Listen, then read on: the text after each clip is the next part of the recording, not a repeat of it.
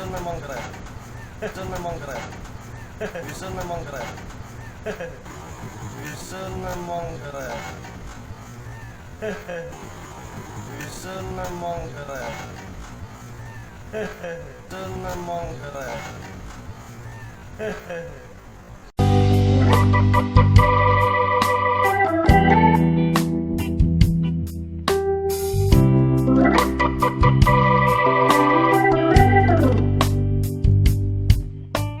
Assalamualaikum warahmatullahi wabarakatuh. Kembali lagi bersama saya Yunarsan. Nah, kali ini saya punya kerjaan yaitu mengganti kampas kopling nih Mas Bro. Dan hari ini kita sudah menggantinya, sudah kita pasang. Nanti tinggal kita pasang baknya, baru kita nanti tes.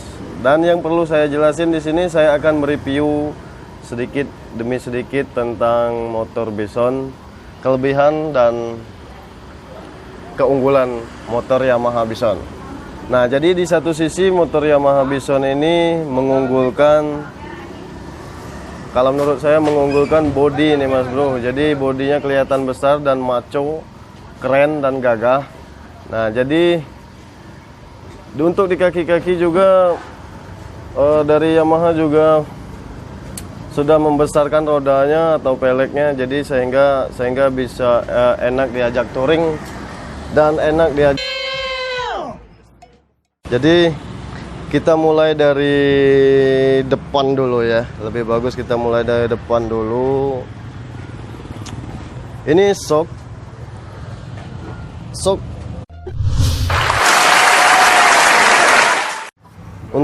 Untuk di shock depan atau suspensi depan ini sudah bertipe teleskopik.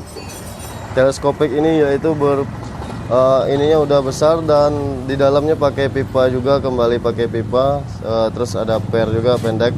Nah, untuk cakram ini sudah double piston, cakram sudah double piston, jadi kekuatan lebih bagus dibandingkan satu piston.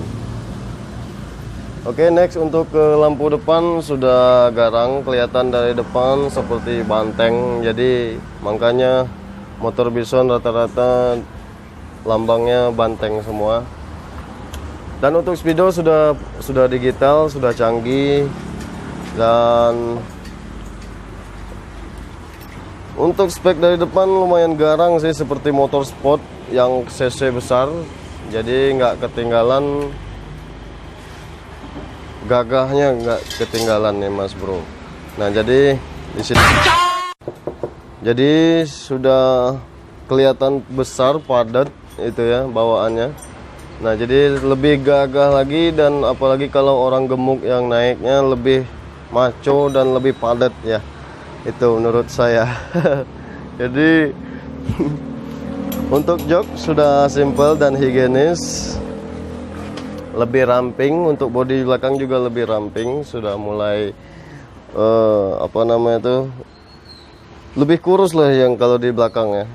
Nah, untuk si spakbor juga bisa dipasang, bisa dicopot, jadi lebih simpel buat anak-anak muda yang ingin mencopot spakbor, tinggal copot bautnya saja. Untuk di shock belakang ini sudah monocross, jadi kalau menurut saya bantingannya lebih oke, apalagi ditambah swing armnya lebih panjang, jadi nggak ada lari-lari pas di tikungan dan lebih padat gitu ya pas kita bawa touring. Untuk di roda belakang juga udah lebar, jadi buat teman-teman yang ingin memodifikasi atau membuat motor custom, nggak usah repot-repot lagi beli ban atau roda, karena rodanya sudah lebar. Itu menurut saya.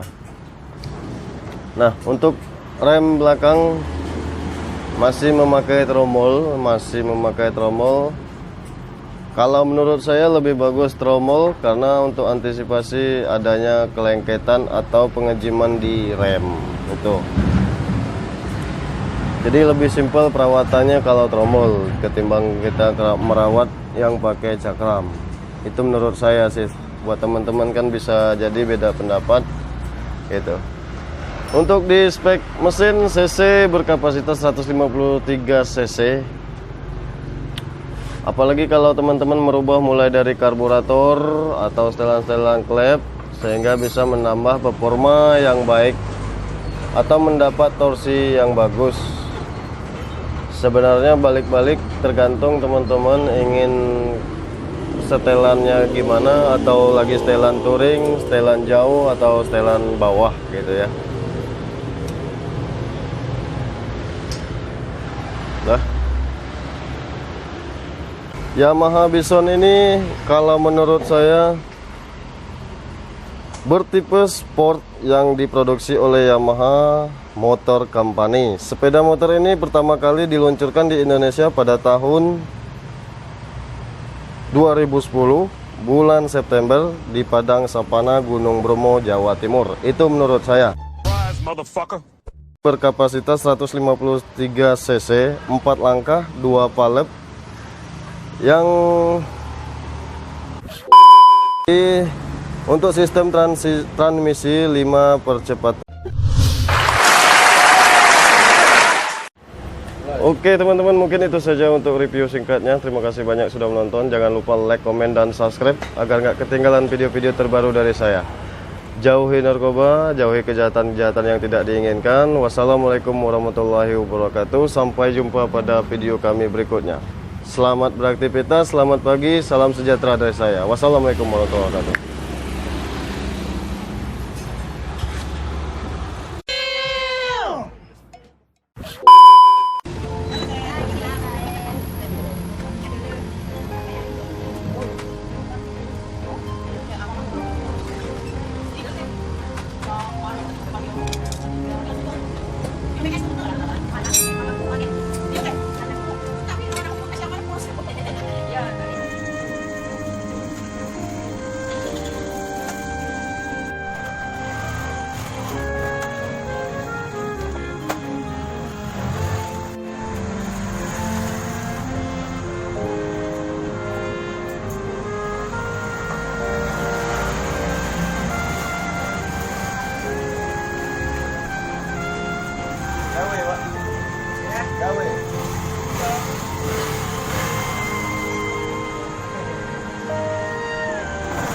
Bison memang mantap. Bison memang keren. Bison memang mantap. Bison memang keren.